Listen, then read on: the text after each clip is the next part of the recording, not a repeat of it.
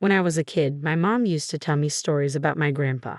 He started with nothing and built a business that could have set us up for life. But we never saw a dime of it. I didn't understand why until I got older and learned about the mess with his will. Eliza, your grandpa was a tough nut, my mom said one chilly evening. We were huddled at our small kitchen table, nursing cups of lukewarm tea. The heater was busted again, and the landlord wasn't quick to fix anything. He only believed in money earned, not given. Why did he cut us off then? Didn't he think he'd manage his money right? I asked, trying to keep the bitterness out of my voice. Mom sighed, her eyes tracing the steam rising from her cup. It wasn't about me managing it. He had this crazy idea. He made a will that only gave his fortune to someone who made it big on their own. $500,000 at least in their business.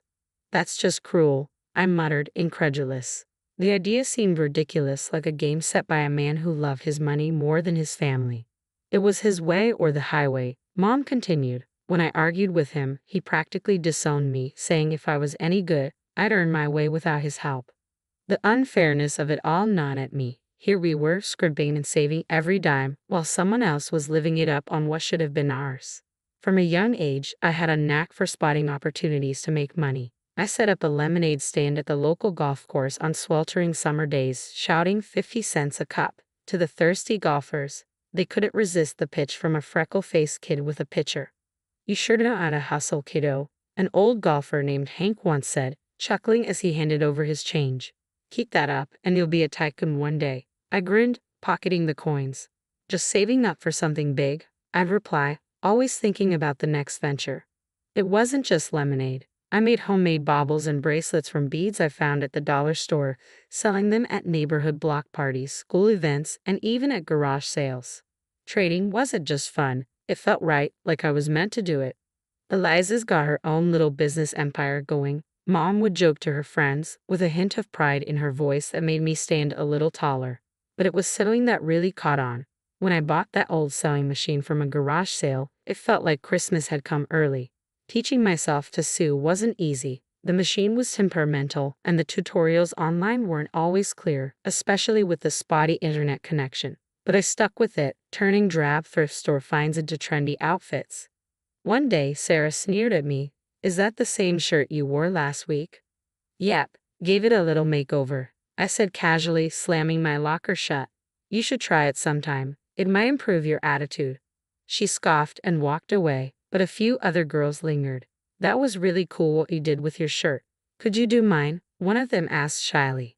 Sure thing, I replied, my heart swelling with pride. Bring it tomorrow. Word spread quickly, and soon I was taking custom orders. It wasn't just pocket money anymore. It was a real business. People paid good money for uniqueness, and I was all too happy to provide. One sunny afternoon, I took my latest creations to the local street fair. I set up a rickety table, laid out my garments, and waited, heart pounding with excitement. You think people will buy these? My friend Mike asked, eyeing the passers-by skeptically. They'd be crazy not to, I shot back confidently, and they did. My table was swarmed, and I barely had time to collect the money and hand over the clothes. Amidst the chaos, a guy approached, car keys jangling in his hand. Hey, my car broke down a block from here. Saw your stall. This stuff yours? He asked, nodding towards my display. Yeah, all made by me. Need something to pass the time while waiting for a towel? I joked, handing him a shirt. He laughed, genuinely. Actually, I was wondering if you do men's stuff too. Sure do, I replied, pulling out a few pieces I'd experimented with. He examined them, then looked at me with a spark of interest. You've got talent. Ever think of making this a real business? Every day, I said, not missing a beat. His smile widened. I'm Jack, by the way. Eliza, I said, shaking his hand, feeling the weight of the moment. This wasn't just another sale. It felt like a doorway swinging wide open. As the day wound down, I counted the cash, a sense of accomplishment washing over me. This was it. I was making it happen, one stitch at a time. I told you they'd love your stuff, Mike said as he helped me pack up. Yes, you were right, I admitted, unable to hide my grin. Looks like I might just make that $500,000 mark after all. After Jack and I met at the fair, things took off faster than I'd expected. He wasn't like anyone I knew. He came from money, but he had a way of making you forget about that when you were with him. He was laid back, always laughing and making plans. We started seeing each other more, and it wasn't long before we were seriously dating. One day, he said, "Eliza, I think it's time you met my parents." The mere thought made my stomach churn. I knew Jack's family came from old money, the kind that looked down on people like me. "Are you sure?" I asked, my voice tense. "I don't think they'll like me much." Jack brushed it off with a laugh. "They'll love you. Don't worry so much." The drive to Jack's parents' house felt interminable. Jack chatted about mundane topics, probably trying to ease the tension, but my stomach was still in knots. When we finally turned into a long driveway, I saw it, a massive house that resembled a museum more than a home. As we walked up to the grand entrance, the door swung open before we could even knock. There stood Jack's mom, Mrs. Thompson, impeccably dressed in a way that made me feel instantly underdressed despite my careful choice of outfit. "Jack, darling," she exclaimed, pulling him into a warm hug. Then she turned to me with a polite smile that didn't reach her eyes. "And you must be Eliza. We've heard so much about you." Her words sounded warm, but her tone was anything but. I forced a smile. "Thank you for having me, Mrs. Thompson." Jack led me inside, and that's when I met Mr. Thompson. He was a tall, stern-looking man with a firm handshake that felt more like a test than a greeting. "Eliza, a pleasure," he said, his voice deep and devoid of emotion. We moved into the living room, which was as grand and cold as the rest of the house. Everything felt stiff and formal. We made small talk, or rather, they did. I mostly nodded and smiled, feeling completely out of my depth. Dinner was served in a dining room straight out of a magazine, with crystal and fine china that looked like it belonged in a display case rather than on the table. As we sat down, the real interrogation began. "So, Eliza, Jack tells us you're into fashion design," Mr. Thompson began, eyeing me as though I were a puzzle to be solved. "Yes, I run a small business. I design and sell clothing," I responded, trying to keep my voice steady. "I'm self-made then." "How entrepreneurial," he commented dryly. His tone suggested it was less of a compliment and more of a checklist. Mrs. Thompson joined in with a smile that felt more like a smirk. "And your family, dear? What do they do?" "Well, it's just me and my mom. She's a nurse," I said, feeling the weight of each word. "Oh, I see," Mrs. Thompson replied, exchanging a glance with her husband that I couldn't quite interpret. The conversation stumbled along until coffee was served. Then Mrs. Thompson's polite facade slipped. "Eliza, I must be honest. We have certain expectations for Jack's partner. Background is important to us, essential for maintaining the family's reputation and legacy." She put her fork down and said flatly, "It's clear you've accomplished a lot despite your background, but I don't think you're suitable for our son, I'm afraid." Her words hit me like a slap. I sat there stunned as she got up from the table. "I won't waste any more time here," she declared, and left the room without another word. Jack was quick to comfort me, his face flushed with embarrassment. "Eliza, please don't take it to heart. She's just set in her ways." It was hard to swallow. The evening had starkly showcased where I stood with his family. Despite Jack's reassurances, the shadow of that dinner lingered, casting a cold pall over what should have been a happy milestone. The engagement happened despite the frosty atmosphere at his parents' house. Although I was over the moon about us, the chill from his parents was something I couldn't easily shake. A few weeks after our engagement, I received a call from Mrs. Thompson. Her voice was as formal as ever. "Eliza, I'd like you to come over. We need to discuss something important." When I arrived, both of Jack's parents were waiting. The house felt colder than it ever had, as if all the warmth had been drained from it. Mrs. Thompson wasted no time. "Eliza, we've thoroughly investigated your background," she began, her tone sharp and unwelcoming. Mr. Thompson nodded in agreement, his face stern. "It's clear you come from a very different world than ours," Mrs. Thompson continued. "Frankly, we believe you're after our son's wealth, and we won't risk our family fortune being jeopardized." Her words stung, but before I could react, Mrs. Thompson slid a stack of papers across the table towards me. "Since I can't convince Jack to reconsider this marriage, you'll need to sign these," she said flatly. I picked up the papers and saw that they were a prenuptial agreement. It was clear from the document that I wouldn't have any claim to Jack's wealth, nor would any future children. Without hesitation, I signed them. "I'm not marrying Jack for his money," I said as I handed the signed papers back to her. Mrs. Thompson looked taken aback, her eyes wide. Even Mr. Thompson raised an eyebrow, surprised by my quick compliance. I left their house feeling a mix of relief and resentment. At home, I told Jack everything. He laughed it off. Wow, you really showed them. Good for you. But his laughter didn't sit right with me. Aren't you bothered that your mom thinks so lowly of me? She humiliated me. Jack shrugged, still smiling. I get why you're upset, but you know how mom is. She has her reasons, and well, she's not entirely wrong to worry. His words felt like a slap. Not only had his mother insulted me, but now Jack was subtly defending her. It hurt to realize that maybe he wasn't entirely on my side. A year after our engagement, as the wedding drew closer, my life was a whirlwind of excitement and stress. My business, a sportswear brand I had started from scratch, was finally taking off. It was thrilling to see my designs being worn and loved. I had built up a small capital, enough to expand and take on bigger challenges. As for the wedding, I wanted something simple and intimate, but Jack had other ideas. He dreamed of a lavish celebration. Eliza, we're only doing this once. Let's make it big, he'd say with that grin that made it hard to argue. So I agreed, and we planned a grand event. I found myself splitting the bill for a luxurious venue, exquisite catering, and a band that could keep our guests dancing all night. I managed to snag some deals, haggling discounts wherever I could. Old habits die hard. The wedding day was perfect, at least on the surface. Our guests seemed to have the time of their lives, and Jack and I couldn't stop smiling, floating on a bubble of joy. But not everyone was caught up in the festivity. Throughout the evening, I noticed Jack's parents whispering to each other, their faces pinched with disapproval.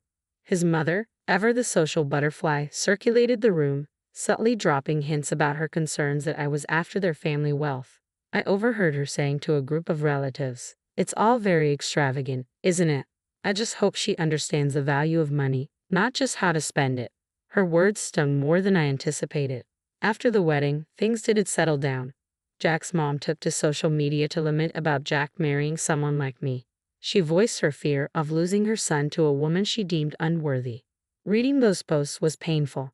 My throat tightened and my eyes burned with not just sadness but frustration. I tried to discuss it with Jack. "Your mom's posts, they're really harsh. Can you talk to them? They don't even know how well the business is doing." Jack sighed, his face troubled. "Eliza, I know it's tough, but let's not rock the boat. My parents are just like this. They think I'm some gold digger.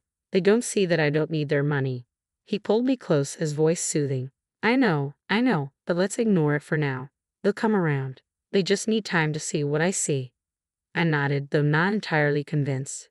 Exhausted from the argument, I agreed to let it go. Not because I thought he was right, but because I was too tired to fight. It was easier to focus on my business, pouring my energy into something positive that was mine. Despite the personal turmoil, my business continued to thrive. Orders poured in, and my brand gained a following. I was doing interviews, photo shoots, and discussing partnerships.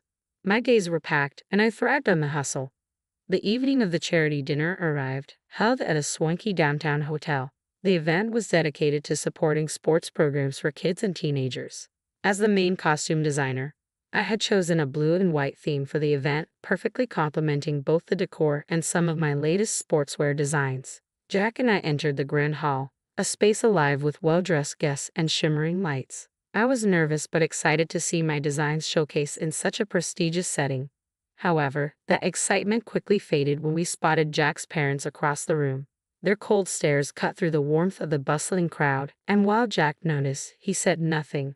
Their blatant disregard stung deeply, but I bit my lip and kept walking.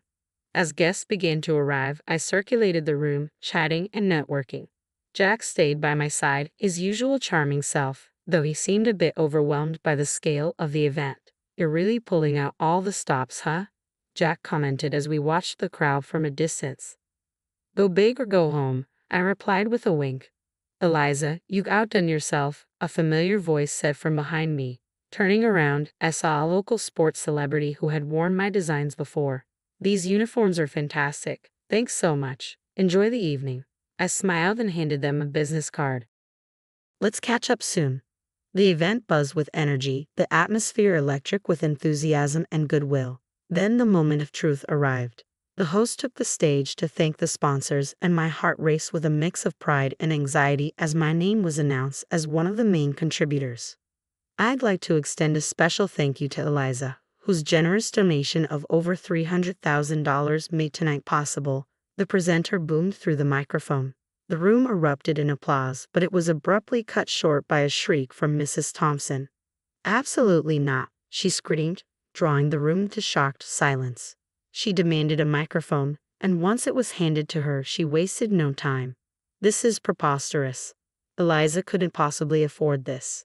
She's nothing but a poor beggar using my son's money. She's a cunning predator sneaking into our family to bankrupt us." Her words echoed through the hall, venomous and loud. The presenter, taken aback but composed, quickly tried to correct the situation. "Mrs. Thompson, I assure you, you were mistaken. Eliza's company is extremely successful and fully capable of such generosity. I know this firsthand." The crowd murmured, the tension palpable. In an unexpected move, the presenter passed the microphone to Jack, hoping he would clear the air. Jack's face was a mixture of embarrassment and conflict. He glanced at his parents, then at me, his voice barely a whisper as he spoke into the mic. "I have nothing to say." And with that, he walked over to his parents, leaving me standing alone amidst a sea of whispers. The weight of the moment settled heavily on my shoulders. I felt exposed and humiliated, not only by the accusations but also by Jack's refusal to defend me or affirm the truth about my success. The pride I felt in my contribution was overshadowed by the drama unfolding around me. Stepping into the spotlight, I approached the microphone, my heart pounding but my resolve clear. "Good evening, everyone. Thank you for being here tonight," I began, my voice steady despite the tumult of emotions. "Tonight, I'd like to share something very personal about my journey." The room fell silent, all eyes on me. I started as a street entrepreneur, not just to make ends meet, but driven by a dream. That dream led to the creation of a sportswear brand many of you know today. I paused, meeting the eyes of young athletes and seasoned businessmen. When my company's profits hit $500,000, I fulfilled a promise to a very special person. My grandfather, I continued, my voice growing stronger. He left a will stating that his inheritance would go to a relative who made their own success, reaching that exact figure in their business. Whispers filled the hall as I let that sink in. That inheritance has been used not only to fuel my personal growth but to give back through charity, much like tonight's event. I scanned the crowd, some nodding as I unfolded more of my story. After the pandemic, my business didn't just survive, it thrived, growing several times over. Every challenge faced was a stepping stone. As I concluded, I stood before the crowd not just as a business owner but as someone who believes in the power of perseverance and dedication. The room erupted in applause, with some guests rising to their feet. I saw faces light up with respect and admiration, but my gaze briefly met Jack's parents. Their expressions, once haughty, now showed disbelief and embarrassment. They quietly exited the hotel. Jack, looking equally shaken, tried to approach me. "Eliza, I shook my head and walked past him. My emotions were a mix of triumph and heartache. I needed space, not just from the evening's drama, but from everything. I decided to stay at the hotel that night, alone with my thoughts. Later, as I sat in the quiet of my hotel room, my phone rang. It was my mom. Her voice was thick with emotion. "Honey, I saw everything. I just want you to know how proud I am to see you stand up there, telling your story and reclaiming your truth. You're everything I hoped you'd be."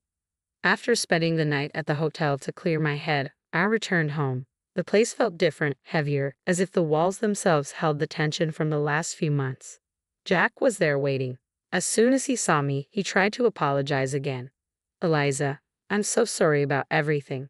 Can we just forget all this and start over?" he pleaded, his voice desperate. I shook my head, the decision heavy but clear. "Jack, I can't. I don't want to be with someone who can't stand up for me, who sides with his parents over his wife. It's not just about last night. This has been building for a long time." His face fell, and he reached out, but I stepped back. "I'm filing for divorce," I said firmly. I didn't wait for his response. I gathered a few essentials and left for my mother's house, the one I had recently bought with my grandfather's inheritance. It felt like a sanctuary after the storm. The divorce proceedings were straightforward, thanks to the prenup we had signed, and with no children to consider, it was over quickly.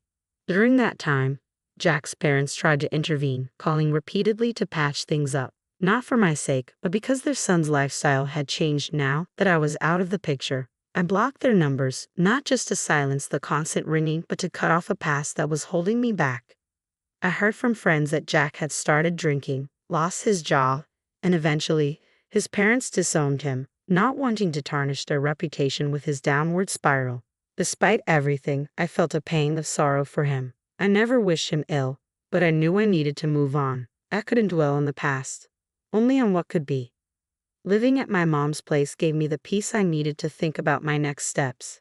My business was still thriving, and I poured more of myself into it, not just to distract from the divorce, but to rebuild stronger foundations for my future. One evening, sitting in the garden my mom and I had started together, she turned to me with a soft smile. "You did the right thing, Eliza. It's tough, but you're tougher. And I'm here, always." "Thanks, Mom. I know. It's just a lot to process," I replied, feeling the weight of her support. "As long as you remember that you're not just surviving, you're building, learning, and growing. That's what matters," she said, squeezing my hand. She was right. The end of my marriage wasn't just an ending. It was a gateway to a new chapter, one where I could make decisions without second-guessing if someone had my back. One where I could stand on my own, not just as a successful businesswoman, but as a person reshaped by her experiences.